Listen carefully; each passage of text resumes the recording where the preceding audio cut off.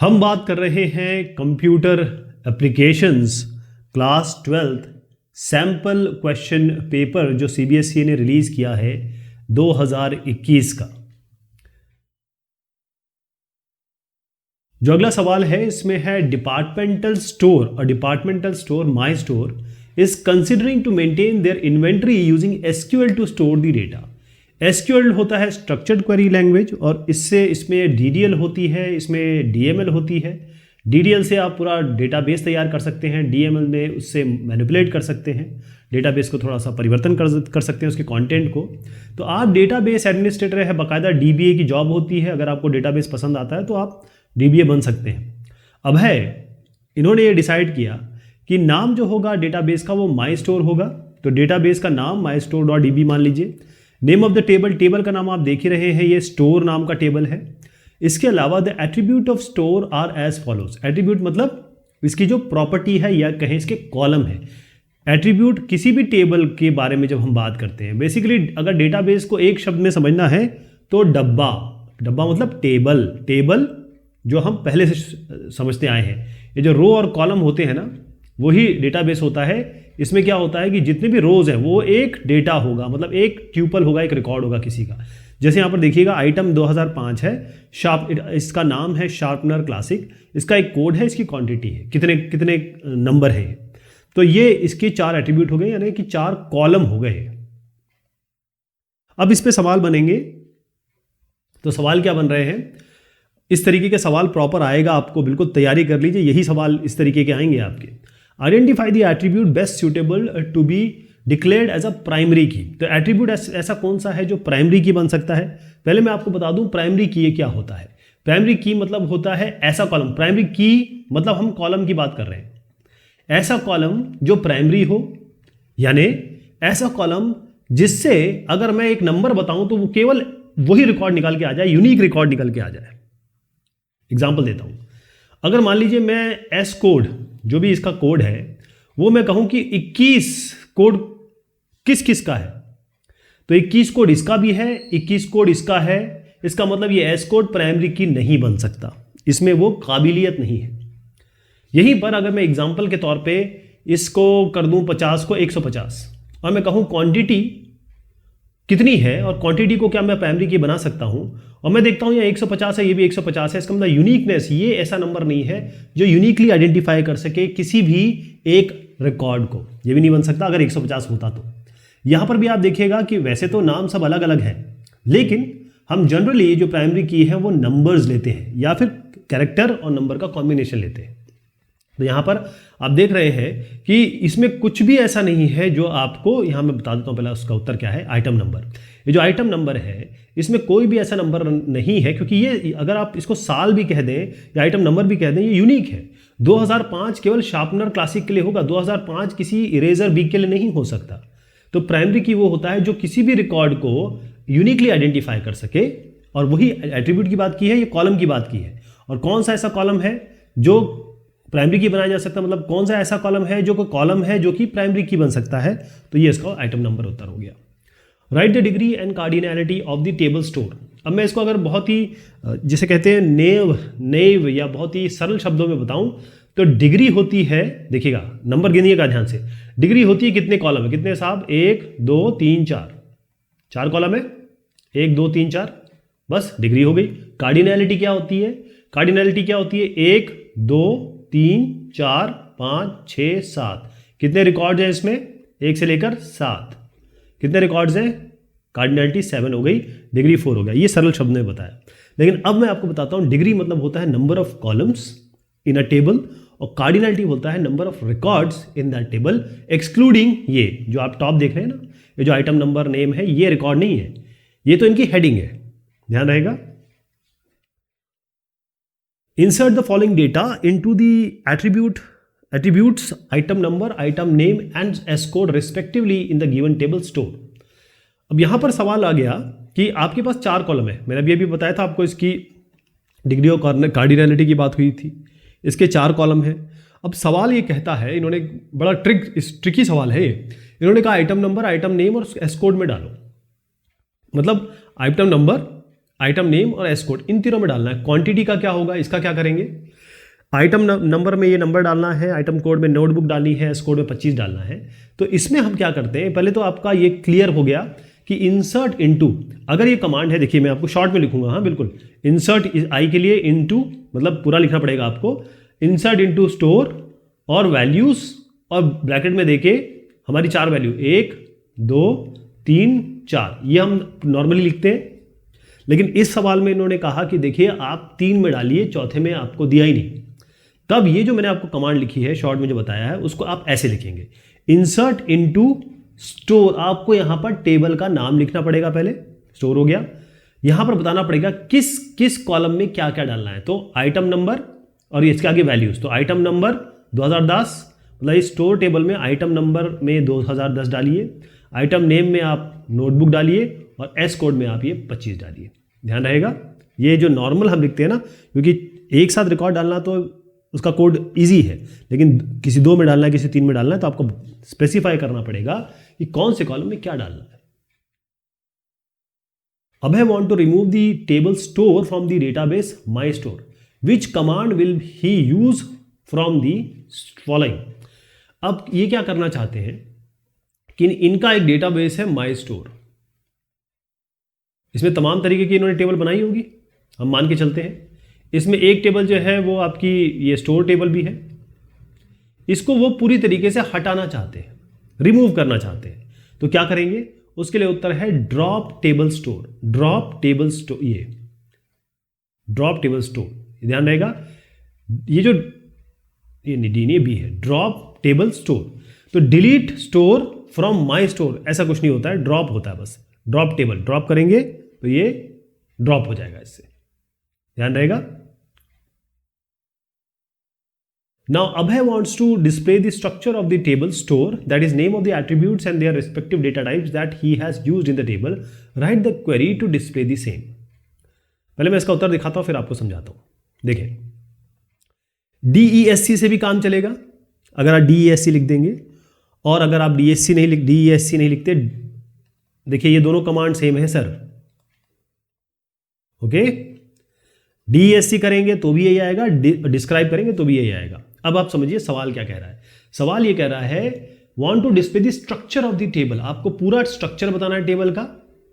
और दूसरा name of the attribute, attribute का सीधा मतलब होता है कॉलम, आप इसको बिल्कुल भूल जाइए, एट्रीब्यूट ऐसा गंभीर शब्द है। अगर आप याद रखें कॉलम कितनी वर्टिकल इसमें लाइनें हैं, बस ये ध्यान रखिए, 1 2 3 4 वर्टिकल लाइन में जो नंबर जो भी चीज़ लिखी हुई है वो कितनी है, 1 2 3 4 हो गई attribute and their respective data type. अब देखिए ये जो देख रहे हैं आप न्यूमेरिक है, नंबर दिख रहे हैं आपको, ये अल्फा न्यूमेरिक है, इसमें नंबर भी हैं और इसमें अक्षर भी हैं, ये पूरा न्यूमेरिक दिख रहा है, ये भी पूरा न्यूमेरिक है। तो वो चीज़ दिखानी है तो आप डिस्क्राइब स्टोर करेंगे। Ranjan Kumar of class 12 is writing a table to create a CSV file user.csv। अब ये रंजन कुमार 12वीं क्लास के हैं, वो एक प्रोग्राम लिख रहे हैं CSV फाइल को बनाने का, create a CSV file. CSV file क्या होती है, कॉमा सेपरेटेड वैल्यू। मैं इसको ये CSV को भी ऐसे लिख देता हूँ, इसी को कॉमा सेपरेटेड वैल्यू कहते हैं। जब आप कॉमा से सेपरेट करते हैं, बीच में कॉमा होता है वैल्यूज़ के, जो ये नंबर भी हो सकता है, ये कोई कंटेंट भी हो सकता है, उनके बीच में कॉमा हो, उसे हम CSV फाइल कहते हैं। Which will contain user name, तो क्या क्या होगा, यूजर नेम होगा, और पासवर्ड फॉर सम एंट्रीज, तो PWD फॉर सम एंट्रीज, किसी ये एंट्रीज के लिए। He has written the following code as a programmer help him to successfully execute given task. अब साहब ने प्रोग्राम तो लिख दिया है, आपको इसमें कुछ कमियां हैं या फिर कुछ चीज़ें छोड़ी गई हैं वो भरनी है। तो पहले चीज़ समझिएगा कि मैं एक एक करके बताता हूं, थोड़ा इसको बड़ा भी करेंगे। Name the module he should import in line 1, इसका उत्तर पहले बता देता हूं ताकि आपको पता रहे कि मैं बात क्या कर रहा हूं। ये करना चाहते हैं CSV से काम, और हम जानते हैं कि हमको मॉड्यूल इंपोर्ट करना पड़ता है, जैसे हम आगे पिकल करके करेंगे जब हम बाइनरी से काम करेंगे, तो इस तरीके से हमको इंपोर्ट करना पड़ता है। तो जब हम CSV की बात कर रहे हैं तो यहाँ इंपोर्ट CSV करेंगे। ध्यान रखिएगा, ये इंपोर्ट CSV इन्होंने केवल यहाँ पर उत्तर केवल CSV लिखना है आपको, इंपोर्ट CSV मत लिख दीजिएगा। और ये CSV जो है वो स्मॉल में है, ध्यान रखिएगा, स्मॉल में है, कैपिटल नहीं है। पहला हो गया, ये इंपोर्ट करेंगे CSV, तब आप इस पर काम कर पाएंगे। अगला जो सवाल ये पूछते हैं, in which mode Ranjan should open the file to add data into the file.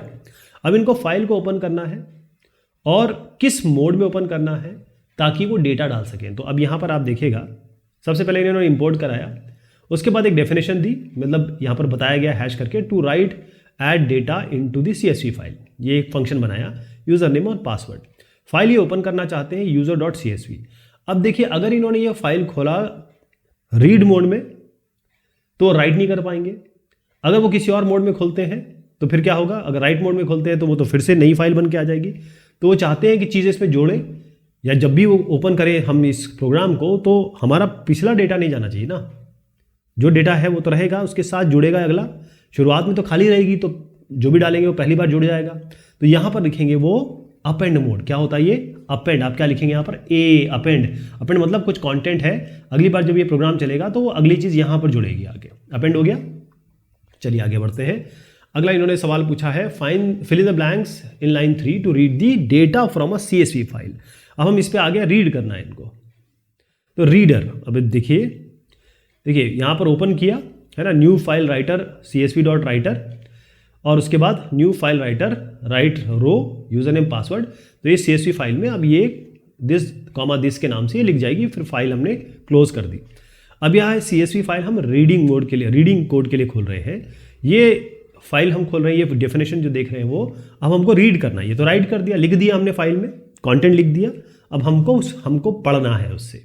तो इसलिए पढ़ना है तो आप आराम से यहाँ पर user.csv जो हमने फाइल का नाम लिया है रीड मोड में खोल लेंगे एज न्यू फाइल।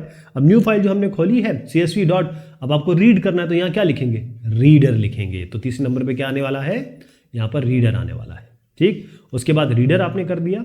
रीडर के बाद आप क्या करेंगे, रो मतलब एक लूप चलाएंगे और लूप के बाद आप यहाँ पे देखेंगे कि रो 0 रो 1, मतलब पहला जो रो, पहली जो चीज़ आने वाली है वो आपकी यूज़र नेम आएगी, दूसरी जो आएगी वो पासवर्ड आएगी, और न्यू फाइल डॉट क्या आएगा। अब ये सवाल देख लेते हैं, इसका उत्तर भी देंगे। सवाल पूछा गया fill in the blanks in line 4 to close the file. अब आपने जब ये देखिए यहाँ पर भी फाइल ओपन किया और फाइल क्लोज किया, यहाँ भी फाइल ओपन किया, यहाँ भी फिर क्या करना है, new file dot close, simply close, small में लिखेंगे CLOSE, ध्यान रहेगा क्लोज।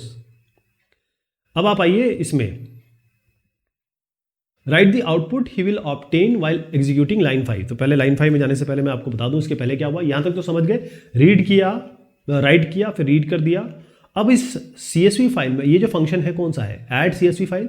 तो एक बार ये कॉल हुआ, कौन सा, ऐड CSV, तो एक बार ये कॉल हुआ, फिर दूसरी बार भी ये कॉल हुआ, फिर तीसरी बार भी ये फंक्शन कॉल हो गया, यानी कि 3 डेटा इसमें लिख दिए गए। और फाइनली आपने क्या कॉल कर लिया, रीड CSV। 3 डेटा लिखने के बाद आपने ये फंक्शन कॉल कर लिया, यानी कि ये रीडिंग का फंक्शन है। 3 कंटेंट लिखने के बाद आपने रीड किया, तो क्या लिखेगा ये, क्या ये आउटपुट देगा, Arjun comma this, Arunima comma this और फ्रेडर कॉमा दिस। बिल्कुल इसी तरीके से लिखना जैसे दिया हुआ है, बिल्कुल चेंज मत करिएगा। तो आपका अर्जुन, अच्छा एक चीज़ इसमें बड़ी इंपॉर्टेंट है, वो इंपॉर्टेंट ये है कि यहाँ पर आप देखेंगे कि अर्जुन और उसके बीच में कॉमा वॉमा नहीं है, स्पेस, यहाँ स्पेस है, ठीक है। ये ध्यान रखिएगा कि इस जगह केवल इन्होंने, मतलब इसमें जो प्रिंट हो रहा है वो केवल स्पेस है, कोई और चीज़ नहीं है। आप ये मत समझिएगा कि ये CSV फाइल है तो निकल के वो जो हम ये फंक्शन लगाएंगे तो कॉमा में दिख जाएगा। ये बहुत इंपॉर्टेंट है। ये तीनों जो चीज़ लिखी है ऐसे ऐसे करके अलग अलग है, इनके बीच में बाकायदा एक स्पेस है। अब हम आते हैं पार्ट B पे, ये है सेक्शन 1। अब इसमें है इवैल्यूएट द फॉलोइंग एक्सप्रेशंस। तो ये जो एक्सप्रेशन है इसको करने से पहले आपको ये समझना होगा कि आपको प्रेसिडेंस क्या होता है। प्रेसिडेंस क्या होता है, किस ऑपरेटर का क्या प्रेसिडेंस है। तो सबसे पहले समझिए, मैं इसका पहले आपको उत्तर बता देता हूँ। इसका 13 है और इसका फॉल्स आएगा, लेकिन पहले इसको बताता हूँ कैसे, बहुत ध्यान से देखिएगा। ये है 6 × 3, 6 मल्टीप्लाई हुआ है 3 से, फिर ऐड हुआ है, फिर 4 एक्सपोनेंशियल है। ये एक्सपोनेंशियल मतलब ये पावर में जा रहा है, ये इंटीजर डिवीजन है 5 से और -8। जो इनटू है और डिवीजन है ये तो बराबर के लेवल के हैं। सबसे ऊपर का लेवल का आता है ये, कौन सा आता है, एक्सपोनेंशियल। तो 4 की पावर 2 है ये, तो 4 4 16 हो गया, 5 + 6 × 3। अब आप कहेंगे कि अब क्या करना है, इसका और इसका प्रेसिडेंस तो सेम है, केवल ये जो एक्सपोनेंशियल होता है इसका प्रेसिडेंस लेफ्ट, यहाँ से मेरे दाएं से बाएं तक जाएगा। मैं जब देख रहा हूँ ना, ये जो आप देख रहे होंगे, तो यहाँ से इधर तक जाएगा। सबसे पहला यहाँ जैसे दो एक्सपोनेंशियल होते हैं, जैसे 2 की पावर 3 है और प्लस 4 की पावर 2 है, तो पहले 4 की पावर 2 होगा, फिर 2 की पावर 3 होगा, समझ रहे हैं आप, लेफ्ट टू राइट जाएगा। लेकिन यहाँ पर बाकी जो चीज़ें वो सब लेफ्ट टू राइट आएगी, यानी कि सबसे पहले आप 6 दिया करेंगे तो 18 आ गया, प्लस ये हो गया 16 5 -6। हर एक स्टेप में एक एक चीज़ बताएंगे, ऐसा नहीं करना है आपको कि सब एक साथ कर देंगे। 18 प्लस अब आ गया 16 डिवाइडेड बाय 5, 16 5 से कितना होता है, 5 3 = 15, इंटीजर डिवीजन है, वैसे तो 5 पॉइंट समथिंग आएगा, मतलब 3 पॉइंट समथिंग आएगा, उसको आपको छोड़ देना है क्योंकि इंटीजर डिवीजन है। 3 -6 अब कितना हुआ, 18 + 3 मतलब ये हो गया 21 और माइनस ये 6 है, तो 21, 18 और 3 21, ये 8 है साहब, 8 है। हाँ 21 - 8 कितना हुआ साहब, ये हो गया आपका 13। तो ये स्टेप वाइज करके दिखाना है आपको, ओके। चलिए साहब ये वाला तो हो गया। अब मैं आता हूँ दूसरे पे, ये है 10 > 5 एंड 7 > 12 और नॉट 18 > 3। पहले ध्यान रखिएगा कि इसमें भी लेफ्ट टू राइट चलेंगे, और ये जो नॉट होता है हमेशा ये यूनरी, ये इसमें ये बाइनरी है, ये बाइनरी है, ये बाइनरी है, ये बाइनरी है, ये वाले जो है ना एंगल जो आप देख रहे हैं, ये ग्रेटर देन वाली बात बताई है, ये सब आपके बाइनरी है, लेकिन ये यूनरी है। नॉट वाला जो होता है वो आपका नॉट 18, ये आपका क्या है, यूनरी है, ये सबसे पहले चलेगा, ठीक।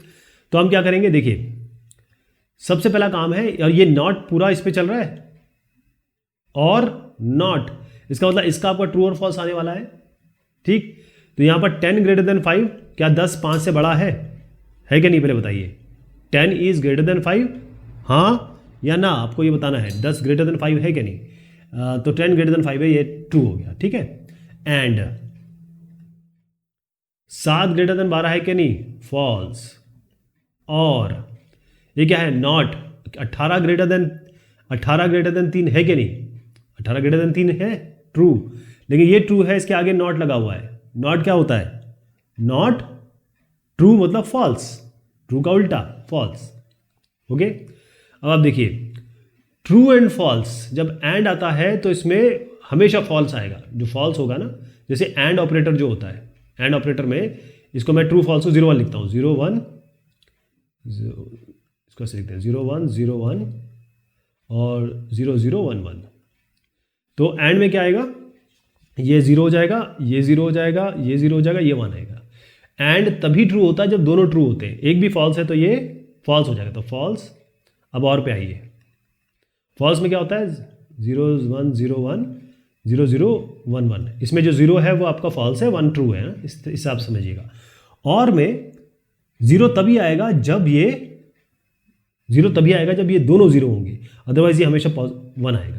तो फॉल्स और फॉल्स दोनों ही आप 0 देख रहे हैं, दोनों ही फॉल्स है, तो आपका फॉल्स आएगा।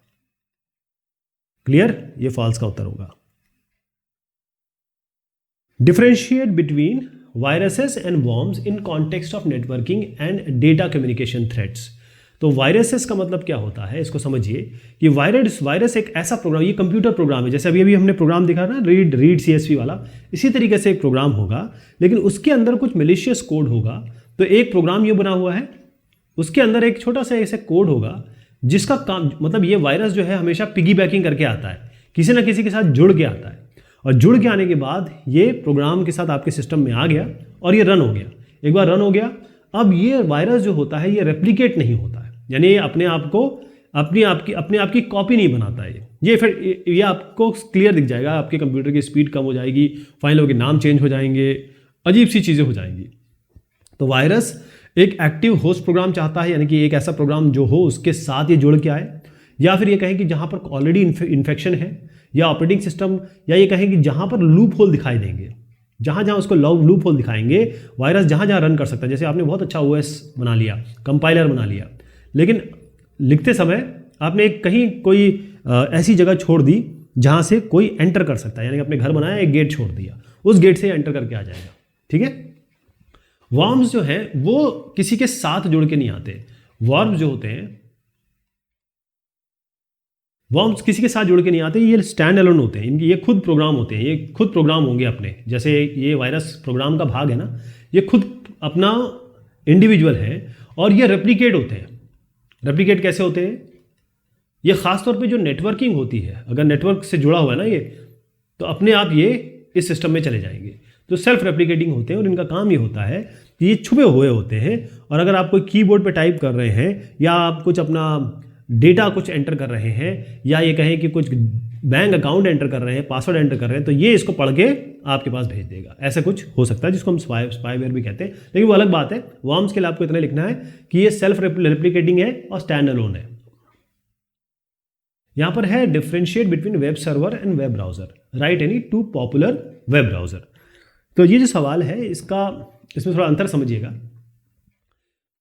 कि आप करते क्या हैं। आप अपने कंप्यूटर पे या फिर अपने स्मार्टफोन पे जाते हैं और यहाँ पर टाइप करते हैं, एक ब्राउज़र खोलते हैं। जैसे मान लीजिए आपने गूगल क्रोम खोल लिया, उस पर यहाँ पर कुछ टाइप करते हैं HTTP समथिंग, मतलब आप वैसे आपको टाइप नहीं करना पड़ता होगा, आप google.com लिखेंगे, अपने आप वो अपना HTTP वगैरह सब ले लेगा। आपने खोला, तो आपने कभी सोचा है कि google.com का जो पेज दिख रहा है आपको आ कहाँ से रहा है? वो आ रहा है आपके वेब सर्वर से। कहाँ से आ रहा है? वेब सर्वर से। तो जो आपने एक प्रोग्राम खोला है ना, ये जो प्रोग्राम खोला है उसको कहेंगे हम वेब ब्राउज़र। अब मैंने आपको बता दिया ये गूगल क्रोम है या फिर आपका सफारी है या फिर आपका मोजिला फायरफॉक्स है, बहुत तमाम तरीके, इंटरनेट एक्सप्लोरर है। तो जो प्रोग्राम चाहे आप कंप्यूटर पे कर रहे हैं, चाहे आपके स्मार्टफोन पर कर रहे हैं, टैबलेट पे कर रहे हैं, वो प्रोग्राम जो वेब से रिलेट होता है, वेब के कंटेंट लाने में, दिखाने में केपेबल है। सिंपल प्रोग्राम, जैसे आप मान लीजिए कोई बैंकिंग एप्लीकेशन खोलते हैं, एक ब्राउज़र खोलते हैं या एप्लीकेशन खोलते हैं, तो वो जो आपने खोला है ना, उसको भी आप इस तरीके का ही मान सकते हैं, क्योंकि वो कंटेंट लेके आता है। कहाँ से लेके आता है? वो लाता है किसी न किसी सर्वर से। तो आपका बहुत हल्का सा कंप्यूटर होगा, सिस्टम होगा, उसमें भी ये वेब ब्राउज़र खुल जाएगा। लेकिन वेब सर्वर जो होता है एक बड़ी मशीन होती है, और मशीन केवल यही नहीं, पावरफुल इसमें सॉफ्टवेयर भी होते हैं, केवल हार्डवेयर पावरफुल नहीं होता। जैसे आपका अपाचे, टॉमकैट अपाचे, ये जो है वैसे तो ये ओपन सोर्स वगैरह है, लेकिन ये सबसे ज़्यादा चलने वाला है, ये वेब सर्वर होता है। तो ये जो कंटेंट आपके पेज जो आ रहे हैं ना यहाँ पे, ये यहाँ से चले आ रहे हैं। तो वेब ब्राउज़र जो होता है एक सॉफ्टवेयर एप्लीकेशन है, जो मैंने आपको बताया, और ये वर्ल्ड वाइड वेब से चीज़ें लेके आता है, इन्फॉर्मेशन लेके आता है। जब भी यूज़र किसी वेबसाइट को एंटर करता है, तो वेब ब्राउज़र क्या करता है कि वो कंटेंट, मतलब जो वेब पेजेस है उसका लेके आता है। कहाँ से? वेब सर्वर से लेके आता है, और वेब सर्वर से ला के आपके पेज पे दिखाता है। तो वेब सर्वर क्या हुआ? वेब सर्वर का कौन सा मतलब है? वेब सर्वर के अंदर ही तो वेबसाइट रखी हुई है, तो ये पेज कहाँ से लाए आप? जैसे आप लिखते हैं www.iciicibank.com, IB.com कर देता हूँ, IB.com, तो ICICI बैंक करेंगे तो उस बैंक का, वो बैंक का वेब पेज कहाँ रखे होंगे? वेब सर्वर पे रखे होंगे। तो यहाँ से उठा के वेब ब्राउज़र आपको दिखा देता है। आपको लगता है वेब ब्राउज़र सब कुछ कर रहा है, लेकिन ऐसा नहीं है। वेब ब्राउज़र तो अपने इसके पीछे कुछ प्रोटोकॉल है, HTTP प्रोटोकॉल है, वो सब यूज़ करता है, और यहाँ से बहुत सारी चीज़ें होती हैं जो यहाँ पर आपके पास आता है। जो बेसिक काम है इस वेब ब्राउज़र का, वो आपका ये जो वेब पेजेस या वेबसाइट रखी है वो आपको देना है, स्टोर करना, प्रोसेस करना, डिलीवर करना इन वेब पेजेस को। किसको? वेब ब्राउज़र को, यानी कि आपको। तो ये जो कम्युनिकेशन होता है इसके पीछे प्रोटोकॉल है HTTPS, हाइपर ट्रांसफर प्रोटोकॉल, जो सिक्योर वाला है। पॉपुलर वेब ब्राउज़र मैंने आपको बता दिए, ये सारे इसमें है। Explain the following term. अब ये एक्सप्लेन द फॉलोइंग टर्म में यहाँ पर अगर आप फुल फॉर्म लिख देंगे, क्योंकि ये जो मार्किंग स्कीम है जो CBSE की आई है, उसमें तो क्लियर इन्होंने केवल फुल फॉर्म दे दिया है। मैं आपको थोड़ा सा एक्सप्लेन कर देता हूँ। SMTP होता है सिंपल मेल ट्रांसफ़र प्रोटोकॉल, यानी कि जब आप अपना मेल यहाँ से लिखते हैं, आपका सिस्टम ये है और आपने मेल लिखा, तो मेल आपका यहाँ से मेल सर्वर पे जाएगा। तो मेल से मेल सर्वर पे भेजने का काम होता है SMTP का, और फिर वहाँ से खींचने का काम होता है दूसरे जिसको आपने ईमेल किया है उसका काम, वो काम करता है POP। ठीक, तो सिंपल मेल ट्रांसफर प्रोटोकॉल का काम ये हो गया। XML क्या होता है? XML एक्सटेंसिबल मार्कअप लैंग्वेज है। ये बेसिकली डेटा के लिए है, और ये इसके जितने भी आपके टैग्स होते हैं, जैसे HTML के टैग हैं वो फिक्स्ड हैं, या फिर कहें कि वो ऑलरेडी प्री डिफाइंड है। XML का ऐसा नहीं है। XML में आप अपना बाकायदा उसके एक डेफिनेशन लैंग्वेज होती है। आप जो कंटेंट लिखते हैं उसमें आप डेटा लिख सकते हैं, आप जो भी टैग बनाएंगे वो खुद डिफाइन कर सकते हैं। तो बेसिकली डेटा को इधर से उधर भेजने का वेब में वो काम ये XML करता है। LAN होता है local area network. Local area network मतलब आपकी ये बिल्डिंग है, इस बिल्डिंग में आप यहाँ बैठते हैं, एक साहब यहाँ बैठते हैं, आपके एडमिनिस्ट्रेटर यहाँ बैठते हैं, आपके कुछ और यहाँ बैठते हैं। तो यहाँ पर आप क्या करेंगे, इनका कंप्यूटर है, इनका सिस्टम है, इनको आप LAN के थ्रू ऐसे कनेक्ट कर देंगे ताकि ये आपस में कम्युनिकेशन कर सके। उसे हम लोकल एरिया नेटवर्क करते हैं। 50 मीटर तक आप मान लीजिए इसका कम रेंज होती है इसकी। आईपीआर होता है इंटेलेक्चुअल प्रॉपर्टी राइट्स, इसका फुल फॉर्म तो आप देख ही रहे हैं, वो आपके दिमाग में बैठ जाएगा। इंटेलेक्चुअल प्रॉपर्टी का मतलब, तो इंटेलेक्चुअल का मतलब होता है दिमाग से। इंटेलेक्ट मतलब कहते हैं यार आप बड़े इंटेलेक्ट हो, बड़े दिमागदार हो।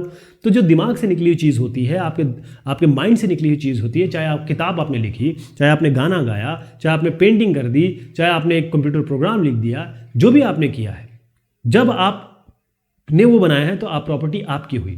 तो जब आप किसी संस्था के पास जाते हैं और कहते हैं कि भाई ये मेरा काम है और मैं इस पर आईपीआर चाहता हूँ, तो आपको कॉपीराइट, सीआर कर देता हूँ इसको, या फिर आपको दे देंगे वो